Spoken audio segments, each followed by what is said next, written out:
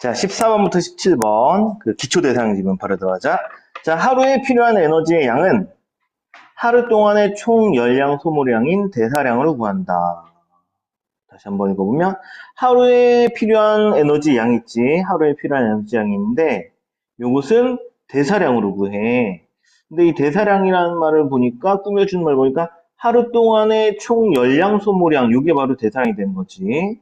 그러면 필요한 에너지의 양과 대사량 같은 말이고 필요한 에너지 양은 또 열량 소모량과 동일하게 되는 거지. 필요한 만큼 소모한 거야.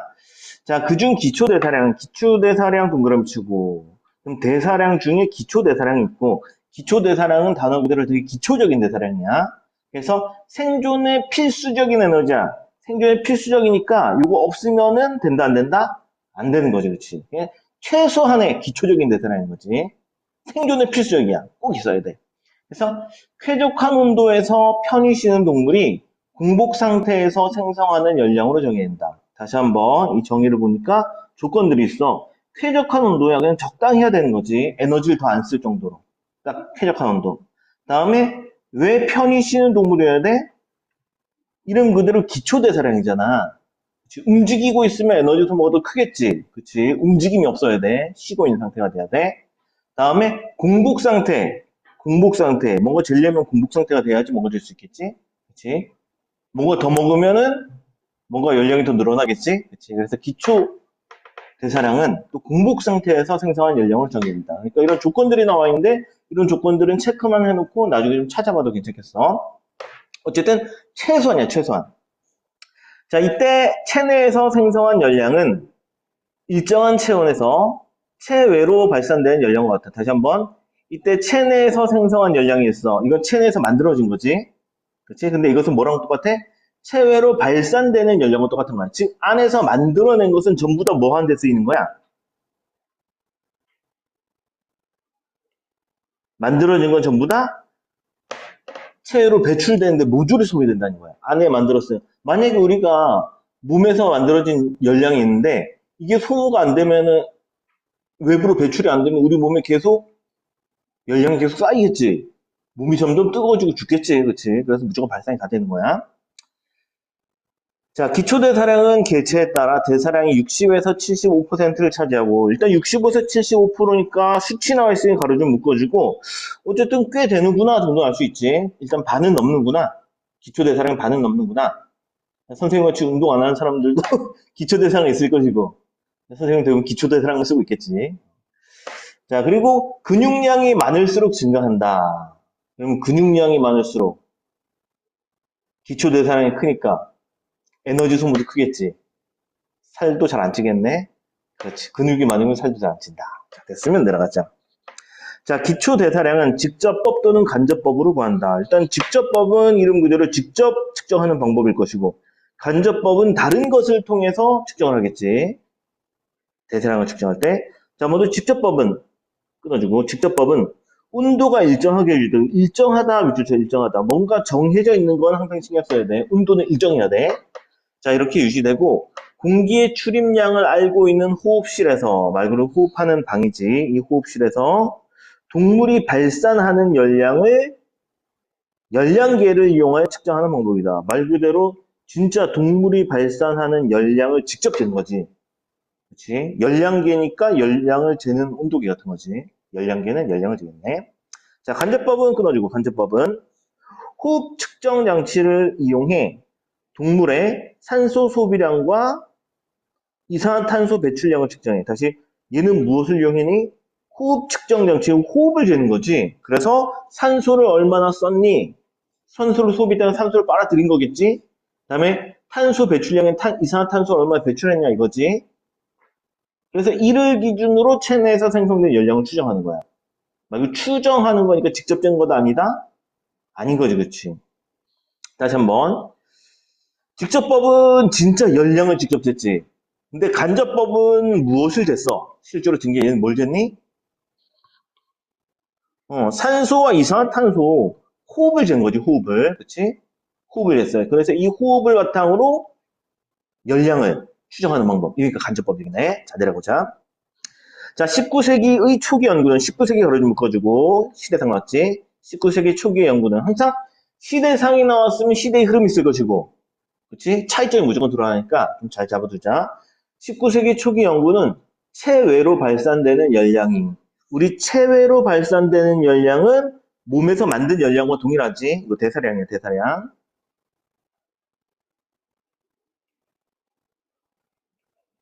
이 대사량이 체표 면적에 비례한다고 했다. 체표 면적 동그라미 치고, 몸체 자고, 겉표 자고, 면적이지. 그러니까 몸의 표면적과 비례한다는 거야.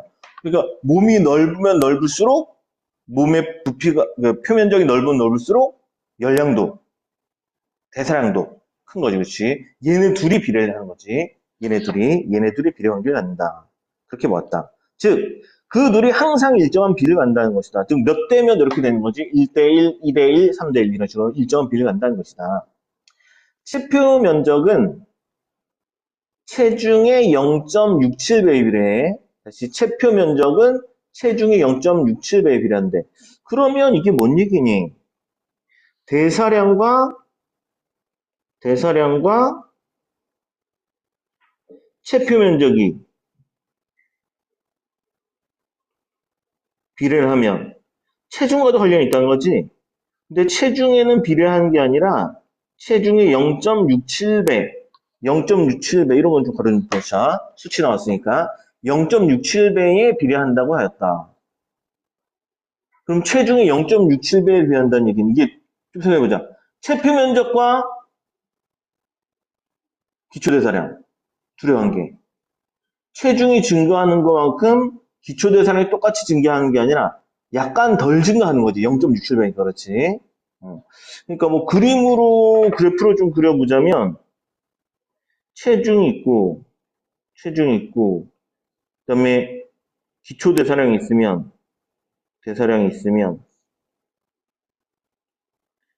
이게 1대1이면 이렇게 될 거 아니야. 그렇지? 1대1이라면 이렇게 되겠지. 근데 0.67배니까 그거 안 되게 뭐 이런 식으로 가는 거겠지? 그렇지? 이렇게 이제 비율이 이런 식으로 가는 거야. 계산한 실제 그래프가 이게 아니라 이게 맞다는 거지. 0.67배니까. 자, 계속 해보자. 자, 어떤 변수의 증가율은 증가 후 값을 증가 전 값으로 나눈 것으로. 다시 증가율에 대한 얘기를 하는데 증가한 비율이지. 그래서 증가한 후의 값이 있고 증가 전의 값이 있는데 후의 값을 전의 값으로 나눈 값이래. 구하는 공식 나왔으니까 가로 좀 묶어주고 이런 값이므로 체중이 W에서 이 W로 커지면 체중의 증가율은 증가 비율이니까 변하기 전에는 W, 변한 후니까 EW지. 이거 나눠보면 E가 나오는 거지. 그렇지. 그래서 체중 증가율은 E다. 여기까지 됐나? 오케이. 이 경우 기초 대사량의 증가율은 0.67배 해줘야 되잖아? 그치? 그래서 체중 증가 전에는 W분의 0.67배였지. 다음에 체중 증가 후는 EW분의 0.67배겠지. 그치? 그거 나눠주면은 약 1.6배가 된다. 즉, 체중이 증가한 것만큼 기초 대사량이 증가를 못하는 거지. 1.6배 정도만 올라가니까. 자, 쓰면 내려가 보자. 1930년대 넘어가고, 30년대 시대가 달라졌지. 30년대 클라이버 동그라미, 아니, 사람 이름이니까 하루 묶어주고, 클라이버는 이제 시대가 달라졌어. 끊어주자. 생쥐부터 코끼리까지 다양한 크기의 동물의 기초 대사량 측정 결과를 분석했다. 그래프 가로축 변수 동그라미 치고, 가로축 변수로는 동물의 체중, 가로축에는 체중, 그 다음에 세로축 동그라미, 세로축 변수로는 기초대사량. 요걸 두고 각 동물별 체중과 기초대사량의 순서상을 점으로 나타냈다. 그럼 점으로 나타냈다면 이 그래프에서 그래도 요거랑 비슷하겠지, 요거. 요 그래프랑 비슷하겠지, 요거랑 비슷하겠네, 그렇지? 자, 가로축과 세로축 두 변수의 증가율이 서로 다를 경우 그 둘의 증가율이 같을 때와는 달리 그 둘의 증가율이 같다는 것은 비례 관계를 간다는 얘기지. 그렇지?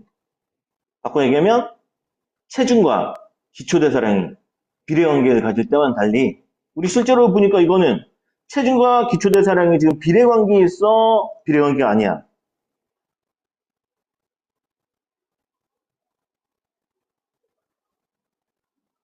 지금 요렇게 곡선으로 되잖아. 요렇게 곡선으로 돼 있으면 이건 비례관계야, 비례관계 아니야? 이건 비례관계 아니야. 비례관계는 2배, 3배, 4배, 5배, 0.5배 이런 것들이 비례관계라고. 즉 이렇게 직선이 돼야지만 비례관계가 되는 거야. 직선일 땐 비례관계지. 근데 곡선이면 비례관계 아니라고. 그래서 체중과 대사량은 비례관계가 아닌 거야. 그래서 이렇게 가로축, 세로축의 두 변수의 증가율이 다를 경우 증가율이 같을 때와 달리 일반적인 그래프에서 일반적인 그래프 동그라미 다운 펼쳐져 있으니까 동그라미 일반적인 그래프에서 이 점들은 직선이 아닌 가로 묶어주고 직선이 아닌 강조 표현이지. 이 둘은 가로축과 세로축은 직선이 아니야. 직선이 아닌 어떤 곡선의 주변을 분포한다. 즉, 이 그래프에서 이 파란색 체중과 대사량 이건 파란색에 해당되는 거지. 곡선 주변이니까. 직선이 아닌 곡선 이렇게 되는 거야. 체중과 대사량은 비례관계 아닌 거야. 자, 그런데 순서상의 값에 상용 로그를 취해 새로운 순서상을 만들어서 이를 그림과 같이 그래프에 표시를 하면 어떤 직선 주변의 점들이 분포하는 걸로 나타난다. 지금 로그를 취했더니 이렇게 된 거지. 아까 전에는 이런 식으로 했었는데 로그를 취했더니 이제 이런 형태로 직선 형태로 나타난 거야. 그래서 이 직선은 로그가 취해진 값이야. 자, 그러면 직선의 기울기를 이용해 두 변수의 증가율을 비교할 수 있다.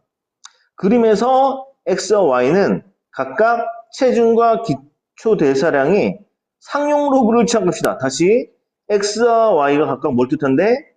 변수는 항상 신경 써야 했지. x는 체중 기초 대사량이 아니라 체중의 로그를 취했고 기초 대사량의 로그를 취했다는 거야. 즉 x축은 로그 체중인 것이고 y축은 깜짝이야. 놀라라. y축은 로그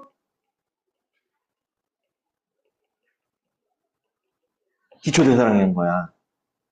항상 그래프 볼 때는 x축, y축 변수에 신경 써야 그랬지. 그치? 그래서 이게 체중과 기초대사량이 아니야. 이거 로그 취한 값들이야, 각각. 됐지? 자, 이렇게 취한 값이다. 이런 방식으로 표현한 그래프를 L 그래프라고 하자. 로그를 취한 그래프니까 L 그래프. 그래서 여기서 L은 로그다. 이렇게 생각하면 되겠지. 얘는 로그다. 이렇게 생각하면 되겠어. 로그 그래프다. 자, 넘어서 체중의 증가율에 비해 기초 대사량의 증가율이 작다면 L 그래프에서 직선의 기울기는 1보다 작으면 그렇겠지? 기초 대사량의 증가율이 작으니까. 그러니까 이게 뭔 얘기니? 예를 들어서 기울기가 이렇게 간다고 한번 해볼게. 기울기가 이렇게 간다고 하면 이렇게 한다고 하면 이 x의 증가율이 있고 y축의 증가율이 있는데 x축의 증가율이 이만큼이라면 y축의 증가율은 이만큼만 되는 거지. 그치? 그래서 x의 증가율보다 y의 증가율이 더 작다면 그래프가 좀 누워있겠지. x축을 향해서 누워있겠어. 그치? 자, 됐으면 또 계속 넘어서. 자, 1보다 작으면 끊어주고, 다음에 기초 대사량의 증가율이 작을수록 기울기도 작아진다. 만약 체중의 증가율과 기초 대사량의 증가율 같다면 L 그래프에서 직선의 기울기는 1이 되겠지? 동일한 비율로 올라가니까. 여섯 번째 달랑은 큰 무리 없지? 그치? 자, 내려가자. 이렇듯이 L 그래프와 같은 방식으로 표현할 때 생물체의 어떤 형태나 체질이 체중 또는 몸 크기와 직선의 관계를 보이며 함께 증가하는 경우, 다시 한번 L 그래프와 같은 방식으로 표현할 때 상황이가 가로를 묶어주고 이건 로그를 취한 값이지. 지금 로그를 취한 상태야. 로그를 취했을 때 생물에 어떤 형질이 있어. 근데 이 형질이 체중 또는 몸 크기와 직선의 관계를 보이며 함께 성장하는 경우. 그러니까 요 체중 또는 몸 크기가 이게 X축과 관련이 있을 것이고 어떤 형질은 Y축에 해당되겠지. 기초대사량 같은 Y축. 자, 이렇게 직선의 관계를 보이며 함께 증가하는 경우 로그를 취했을 때 직선의 관계를 보이며 함께 증가하는 경우 그 형질은 상대 성장을 한다고 한다. 즉 상대적인 성장을 한다. 상대 성장 동그라미. 그러니까 로그를 취했을 때 직선값이 되면 이건 상대 성장인 거야. 동일 중에서의 심장, 그 다음에 두뇌와 같은 신체 기관의 크기도 상대 성장을 따른다. 그러니까 체중에 따라서 심장이 상대 성장하고 체중에 따라서 두뇌 크기도 상대 성장을 하는 거지. 자, 내려가자. 한편 끊어주고. 자, 그래프에서 가로축과 세로축의 두 변수의 관계를 대변하는 최적의 직선의 기울기와 절편은 최소 제곱법으로 구할 수 있다. 일단 최소 제곱법이니까 제곱했을 때 뭐 최소값 뭐 이런 의미가 되겠지. 최소 제곱법. 그런데 으로 구할 수 있다. 무엇을 구할 수가 있는 거니? 최소 제곱법으로 뭘 구할 수 있는 거야? 최적의 직선의 기울기를 알 수가 있는 거지. 그치? 최소 제곱법을 하면 요 최적의 직선의 기울기, 요걸 구할 수 있어. 다음에 또 뭐도 구할 수 있다? 절편도 알 수가 있다는 거야. 절편도 알 수가 있다. 그리고 일단은 뭐 여러분들은 수학하니까 절편이 뭔지 잘 알고 있잖아. 그치? 선생님 수학한 지 너무 오래돼가지고 기억이 안 나고 그림을 보니까 아, 이건 편차구나. 절편, 이런 게 절편이지, 이런 게. 그치? XY축과 닿는 부분. 이게 절편이지, 그치? 이건 절편. 아, 절편 정도는 당연히 상식으로 알고 있다, 이거네, 이건. 그렇지? 수학 못하면 국어도 풀지 마라, 이런 거지? 자, 계속 보자. 자, 이걸 구할 수 있다. 우선, 그래프에서 두 변수의 순서쌍을 나타낸 점들 사이를 지나는 임의의 직선을 그린다. 다시 한번.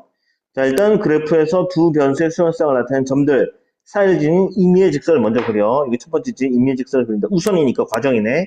첫 번째 할 일. 직선을 그린다. 임의의 직선을 그린다. 그리고 각 점에서 가로축의 수직 방향으로 점에서 가로축 수직 방향으로 직선까지 점에서 직선까지의 거리인 편차의 절대값을 구하는 게 두 번째 할 일. 점에서 직선까지 수직으로. 그러면 그림 보니까 이거지. 점에서 이렇게 수직 방향으로, x축 방향으로 수직으로, x축 방향 수직으로 이렇게 되는 거지. 그러니까 점과 직선과의 거리인데 이게 가장 가까운 거리가 아니라 x축으로 내렸을 때 가까운 거리지. x축 방향으로 수직으로 가장 가까운 거리. 요건 편차. 자, 그래서 이 편차의 절대값을 구하고 이들을 각각 제곱하여 모두 합한 것이 편차 제곱의 합이다. 편차 제곱 합도 동그라미 쳐보자. 편차를 제곱한 걸 합했다는 뜻이네. 이런 그대로 편차 제곱의 합이다. 자, 그리고 편차 제곱합이 가장 작은 직선을 구하는 것이 최소 제곱법이다. 방법은 다 있지? 일단 직선 긋고 편차 절대값 구하고 그 다음에 각각 제곱한 것을 합한다. 요게 세 번째. 그리고 그거에 가장 작은 직선을 구한다. 마지막. 이렇게 네 단계를 거치면 최적의 직선의 기울기를 알 수가 있겠네. 자, 내려보자. 자, 클라이버 계속 같은 사람이지. 클라이버는 이런 방법에 근거하여 L 그래프에 나타난 최적의 직선의 기울기를 0.75로 놓고 0.75 걸음 보자. 0.75. 그럼 이 기울기가 0.75래. 로그를 취했을 때 그 직선의 기울기는 0.75. 1이 안 되지. 1이 안 되지. 그럼 1이 안 된다는 것은 체중 증가율이 큰 거야? 아니면은 기초대사량 증가율이 큰 거야? X축이 더 큰 거지. 그렇지? 체중 증가율이 더 큰 거야. 기울기가 1이 안 되니까. 그리고 이에 따라 동물의 체중의 0.75제곱에 기초대사량이 비례한다고 결론을 지었다. 다시 한번 어디에 비례한다? 체중의 0.75제곱이랑 다음에 기초대사량이 비례한 거. 요 둘이 비례관계가 되는 거지. 요 둘이 비례관계가 되겠어. 자, 이것을 클라이버의 법칙. 이 사람이 내온 법칙인데 체중과 기초대사량이 아니라 체중 0.75제곱에 기초대사량이 비례한다. 자, 라고 하면 체중의 0.75제곱을 대사체중이라고 부른다. 그럼 체중의 0.75제곱이 있는데 이것 같은 말은 대사체중과 동일한 말이 되는 거지. 그러면 이거 다시 보자. 이것과 이것이 체중의 0.75제곱과 기초대사량이 비례하지. 그럼 이것이 이것과 동일하고 그럼 대사체중과 무엇이 비례하는 거니? 지금 요 세 개는 같은 거잖아. 체중이 0.75제곱과 대사체중 같은 말이잖아. 그리고 기초대사량이 필요하니까. 즉 기초대사량과 대사체중 요 둘도 비례관계라는 걸 수 있죠. 둘도 비례관계야. 이거 됐어. 오케이. 자, 대사체중은 치료제 허용량의 결정에도 이용되는데, 그럼 대사체중은 체중에 따른 대사량을 얘기하는 거지. 체중에 따른 대사량. 자, 대사체중. 바꿔 얘기하면 이 대사량은 체중이 중요한 게 아니라 이게 대사량이야. 체중이 0.75제곱이니까 이 대사량은 치료제 허용량의 결정에도 이용되는데, 이때 그 양은 대사체중에 비례하여 정한다. 그러면 대사체중에 따라서 치료제 허용량이 결정되는 거지. 바꿔 얘기하면 체중의 0.75제곱을 한 것이 치료제 허용량에 사용이 된다고 할 수 있어. 이거 됐어? 오케이. 자, 다음에 들어가자. 자, 이는 치료제 허용량이 체내 대사와 밀접한 관련이 있기 때문이다. 대사량이 크면 클수록 치료제 허용량도 커진다. 자, 됐어. 문제 들어가 볼까? 자, 들어가 보자. 14번 문제. 적절 일치하지 않는 것은 1번부터. 클라이버의 법칙은 마지막 사람이었지. 클라이버의 법칙은 동물의 기초 대사량이 대사체중에 비례한다고 보는 거. 되겠어? 그렇지. 대사체중이라는 거였지만 체중이 0.75제곱이었으니까 체중에 따른 대사량이었으니까 대사체중은 대사량이니까 기초 대사량과 당연히 비례한다. 동그라미가 되겠다. 1번 됐나? 오케이. 다음 2번 넘어가자. 어떤 개체가 체중이 늘어날 때 다른 변화 없이 근육량이 늘어났어. 근육량이 커졌으니까 기초대사량은 늘어나겠지. 그렇지. 근육이 많을수록 기초대사량이 크니까 이것도 동그라미. 다음에 3번. L 그래프에서 직선의 기울기는 가로축 그 다음에 세로축 두 변수의 증가율의 차이와 동일하다. 생각해보자. 우리 직선의 기울기는 어떻게 구했어? 가로축의 증가율분의 세로축의 증가율이잖아. 그러면은 세로축의 증가율을 가로축의 증가율로 나눈 거지. 그치? 그러니까 이게 차이와 동일한 게 아니지. 그치? 나눈 값에 해당되는 거지. 그치? 세로축의 증가율을 가로축의 증가율로 나눈 거니까 차이는 뺀값이잖아. 뺀값. 그치? 뺀값에 비례하는 게 아니지. 동일한 게 아니지. 그 답이 3번이 답이 되겠네. 3번 이해도 됐어? 오케이. 즉, 어떻게 해야 되지? 증가율 X축분의 증가율 Y축에 해당된다고. 요거지, 요거. 지금 요 표현은 가로축과 세로축 두 변수의 증가율의 차이라는 건 뺀값을 얘기하는 거잖아. 뺀값과 동일한 게 아니야. 나눈 값과 동일한 거지. 자, 그럼 3번도 됐지. 다음 4번 넘어가자. 최소제곱법은 두 변수 간의 관계를 나타내는 최적의 직선의 기울기랑 절편을 얘기한다. 그렇지. 우리 아까 전에 그 직선의 기울기와 절편은 최소제곱법으로 알 수 있다고 했었지. 그치. 이것도 알게 하는 거 맞고, 동그라미. 다음 5번. 동물의 신체 기관인 심장과 두뇌의 크기는 몸무게나 몸의 크기의 상대 성장. 그렇지. 그 심장과 두뇌의 크기는 상대 성장한다고 했었지. 그래서 5번도 적절하겠다. 1번 문제는 그래도 그나마 좀 할만하지. 자, 넘어가자. 다음 거. 자, 15번. 윗글을 읽고 추론한 내용인데 적절하지 않은 것은 이 문제가 답 고르는 게 또 만만하지 않아. 자, 실제로 정답률도 꽤 낮은 편이야. 자, 1번부터 보자. 일반적인 경우 기초대사량은 하루에 소모되는 총 열량 중에 가장 큰 비중을 차지한다. 이거는 아까 전에 기초대사량이 몇 퍼센트나 차지하는지 이거 서칭해보면 되지. 서칭해보면 몇 프로 나오니?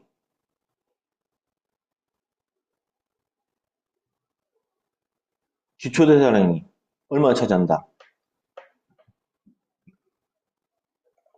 첫 번째 날 표시되어 있네. 마지막 줄에. 대사량이 60에서 75%를 차지한다고 했잖아. 그렇지? 그러니까 가장 큰 비중이라는 표현 당연히 맞게 되겠지, 그치? 기본적으로 반 이상이 넘어가니까. 1번 됐지? 60에서 75%? 다음 2번. 클라이버의 결론에 따르면 기초 대사량이 동물의 체표 면적에 비례한다 볼 수 없겠군. 체표 면적 얘기 나오는데 이 체표 면적은 클라이버 거야, 그 옛날 거야? 체표 면적 얘기 나오는 게. 옛날 거지, 그치? 19세기 초였던가 그때 얘기였어, 그렇지? 그래서 그렇게 볼 수가 없겠지, 클라이버에 따르자면. 2번도 됐니? 오케이. 체표 면적에 비례한다, 이건 19세기 초 얘기야. 자, 다음에 3번. 19세기 초기 연구자들은 체중의 증가율보다 기초대사의 증가율이 작다. 그렇지. 로그 취했을 때 0. 기울기가 0.75였지. 0.75. 그렇지. 그래서 작다. 동그라미. 기울기 1이 안 되니까. 그렇지. 아니지. 얘는 아까 전에 보니까 뭐라고 나왔니? 0.67배였지. 0.67배. 그렇지. 체표 면적은 체중의 0.67배에 비례한다. 이렇게 나왔겠지. 그렇지. 0.67배니까 역시 길기는 여기 파란색처럼 되게 낮아야 돼. 자, 쓰면 요 선택지도 됐고. 다음에 4번. 코끼리에게 적용된 치료제 허용량을 기준으로 체중에 비례하여 생제계에 적용할 허용량을 정한 후 먹이면 과다 복용이 될 수 있겠고. 이거 선택지가 이게 많이 까다롭지. 이건 좀 어려워. 생각해보면 체중에 비례하여 적용하면 이게 과다 복용인가? 아닌가? 이거 되게 헷갈린단 말이야. 그래서 그냥 그래프를 생각해봤어. 그래프. 원래는 뭐에 맞춰서 그러냐면 이게 요거 체중과 그다음에 요 기초대사량 이걸 놓고 보자 이거야. 원래 얘네들은 직선의 관계라고 곡선의 관계라고.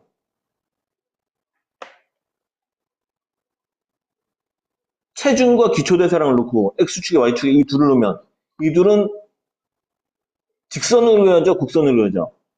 곡선으로 그려진다고. 그치, 곡선으로 그려져. 얘들은 이렇게 그려져야 되는 거야, 이렇게. 그치, 0.75배 이렇게 돼야 되는 거지. 원래는 이 관계야. 그런데 이렇게 이렇게 돼야 되는데 코끼리에게 적용, 코끼리는 체중이 여기 있겠지. 코끼리. 그 다음에 이것을 생지에게 적용해. 생지는 아마 여기 있겠지, 생지 여기 있겠지. 여기 있단 말이야. 자, 근데 체중에 비례하여, 비례라는 것은 곡선이 아니라 직선 관계로 놓다는 얘기잖아. 그치? 그럼 직선 관계 놓자 보면은 이걸 어떻게 넣어야 되냐면, 이거야. 얘들이 이렇게 그려져 버린다고. 그렇지? 그럼 봐봐. 이거 봐봐. 그럼 봐봐. 원래는 그러니까 기초대사량에 맞게 주려면 요만큼을 줘야 된단 말이야. 그치? 여기를 줘야 돼, 여기를. 그런데 비례하여 준다고 하면은 여기를 주는 거지. 더 주는 거야, 덜 주는 거야? 다시 원래대로 주자면 요만큼을 줘야 된다고. 여기가 적정량이야. 그치? 근데 비례해서 준다는 얘기는 직선에 따라 준다는 거니까 요만큼만 준다는 얘기라고. 요만큼 주는 거라고. 더 줬어, 덜 줬어? 덜 준 거지, 그렇지. 덜 준 거야. 그래가지고 비례하여 체중에 비례하여 생제에게 적용할 허용량을 적어놓은 먹이면 과다 복용이 아니라 더 적게 먹이는 거야. 그게 답이 4번 이렇게 됐어. 이 문제가 4번을 생각해내는 게 아주 쉽진 않아. 그래프를 생각해야 되기 때문에. 자, 다음에 5번. 클라이버 법칙에 따르면 동물의 체중이 증가함에 따라 함께 늘어나는 에너지 필요량이 이전 초기의 연구에 생각했던 양보다 많겠군이라는데 이전에는 체중의 몇 배에 비례한다고 봤어? 체중의 0.67배? 그렇지. 이전 연구 같은 경우에는 체중의 0.67제곱을 비례했는데 클라이버 법칙에 따르면 체중의 0.75제곱에 비례하는 거잖아. 그렇지. 그러니까 옛날 거보다는 많은 거 되겠어. 그렇지. 많은 게 되겠지. 옛날보다 많아진 거지. 그러면 5번까지도 됐나? 오케이. 이 문제는 해결됐다. 어쨌든 15번 문제는 꽤나 까다로운 그런 문제였어. 자, 다음 넘어가자. 자, 16번. 기억 니은에 대한 이해로 가장 적절한 것은 이러는데 기억 니은을 좀 확인해 보자. 자, 기억은 여기 있다. 두 번째 달라요. 직접법. 니은은 간접법. 직접법은 열량 자체를 직접 재는 방법이고 간접법은 무엇을 측정해서 호흡을 측정해서 열량을 간접적으로 추정하는 방식. 자, 그러면 돌아보자. 16번. 요거는 직접. 니은은 간접.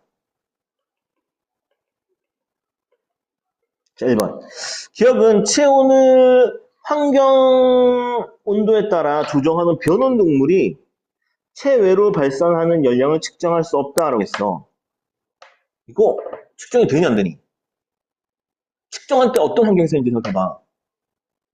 온도가 일정한 온도에서 했단 말이야. 일정한 온도니까 변온도 그때 온도 변해 안 변해? 안 변하겠지, 그치? 측정할 수가 있겠지, 그치? 온도가 일정한 데서 측정을 하니까. 1번 됐니? 변온 동물이니까 온도가 달라지면은 당연히 체온도 달라질 거 아니야. 그치? 하지만 측정하는 공간은 호흡실은 일정하단 말이야. 그치? 다음에 2번. 니은은 동물이 호흡에 이용한 산소량을 알 필요가 당연히 있지? 간접법이니까 호흡 측정해야 되지. 간접법은 호흡을 측정하지. 다음 3번. 자, 격한 움직임이 제한된 편안하게 쉰 상태에서 기초대사량을 구해야 되지. 기초대사량이니까 말 그대로 움직임이 있어야 돼, 없어야 돼? 없어야 돼. 그리고 편히 쉬고 있어야 돼. 그치? 근데 니은과 달리라고 했으니까 3번 지워야겠지? 3번도 됐나? 오케이, 다음 4번. 자, 기억, 니은 모두 일정한 체온에서 동물이 체외로 발사하는 열량을 구할 수 있다. 당연한 얘기인데? 그렇지. 일정한 온도에서. 그렇지. 온도는 일정해야 되고. 다음에 체외로 발사하는 열량이 바로 체내에서 생성한 열량과 동일하니까. 답은 4번이 답이 되겠다. 이렇게 됐나? 근데 이게 의외로 문제를 많이 틀렸어. 많이 틀렸네.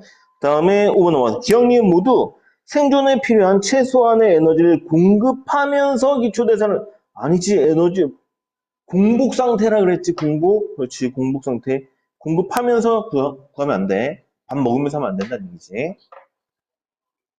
자 16번 됐지? 오케이 다음 문제. 대망의 17번 문제. 개딱지 문제가 아니라 화딱지 문제. 보자. 자, 적절한 것은 자 농개의 수컷은 집게발 하나가 매우 큰데 큰 집게발의 길이는 개딱지의 폭의 상대 성장 동그라미, 상대 성장한다는 걸 로그 취했을 때 직선이라는 얘기지. 로그를 취하면 직선인데. 자, 농개의 개딱지 폭을 이용해 큰 집게발의 길이를 추정하기 위해 다양한 크기의 농개의 개딱지 폭과 큰 집게발 길이를 측정하여 다수의 순서성을 확보했다. 다시 한번. 개딱지 폭이니까 몸 크기로 볼 수 있지. 다음 큰 집게발 있지? 이 둘을 비교했어. 자, 그래 다수의 순서성을 확보했다. 그리고 L그래프와 같은 방식으로 그래프의 가로축과 세로축에 각각 개딱지 폭과 큰 집게발의 길이에 해당하는 값을 놓고 분석을 실시했대. 근데 L그래프와 같은 방식이라는 얘기는 X, Y축을 넣었을 때 여기 X축이 있고 여기 Y축이 있는데 X축이 뭐에 해당되니? 개딱지 폭이야 집게발이야?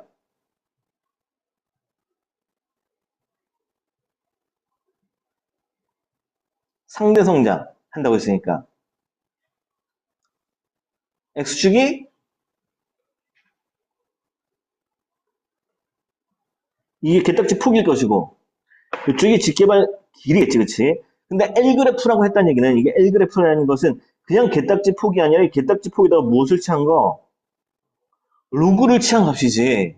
다음에 길이도 로그 길이가 되는 거지. 그치? 그랬을 때 직선이 만들어진다는 얘기야. 그랬을 때 직선이 있다. 자, 됐으면 계속 보자. 1번. 최적의 직선을 구한다고 할 때, 최적의 직선의 기울기가 1보다 작다면, 뭐 예를 들어 0.75배 이런 거 있겠지? 그치? 0.75 같은 거 있겠지? 그러면 A에 B가 비례한다고 할 수 없겠군 이러는데, 우리 봐봐. A가 뭐야? 개딱지 폭이고 B는 큰 집게발의 길이지. 개딱지 폭과 큰 집게발의 길이는 요 둘은 상대 성장을 하잖아. 상대 성장을 한다는 것은 둘 자체는 직선의 관계다, 곡선의 관계다.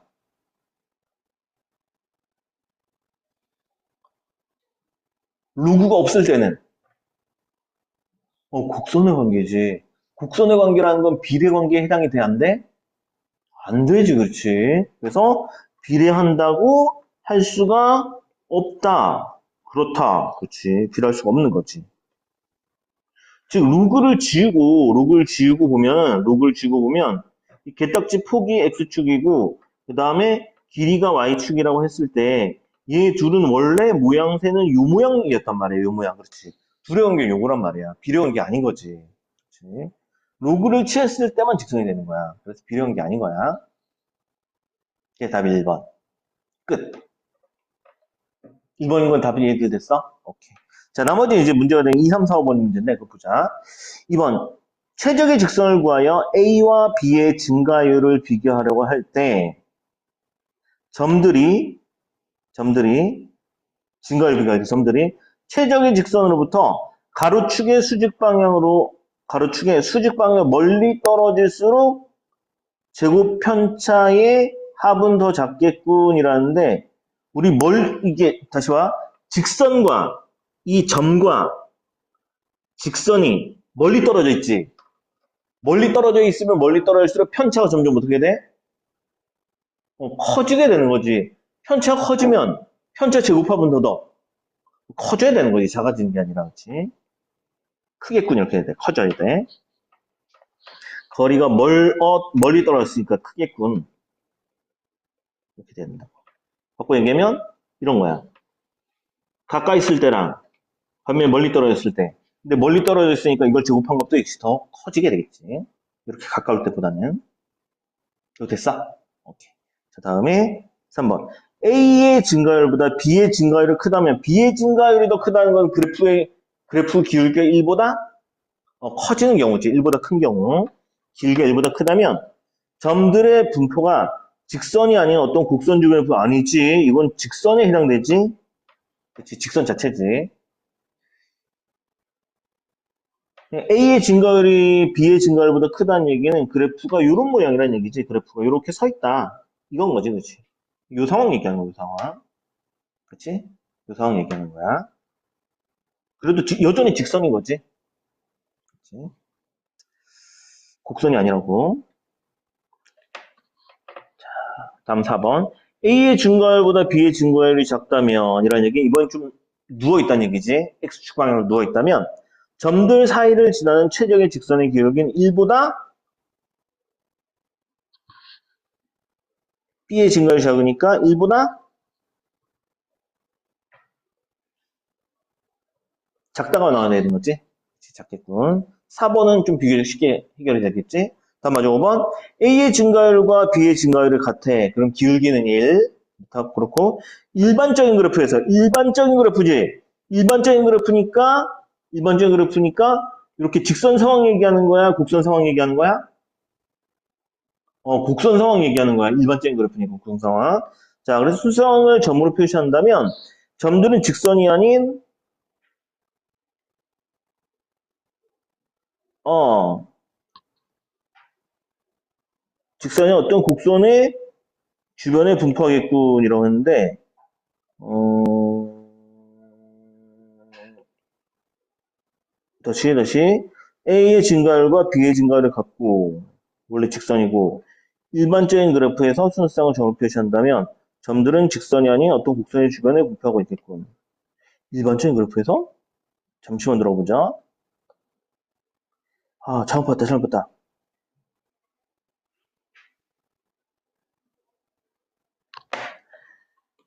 요 증가율이 다를 경우지. 그렇지. 다를 때 이렇게 나타난다. 다를 때. 같을 때가 아니라. 뭐 됐어? 오케이. 요거 다를 경우에는 이렇게 되는 거야. 다를 경우. 같을 경우니까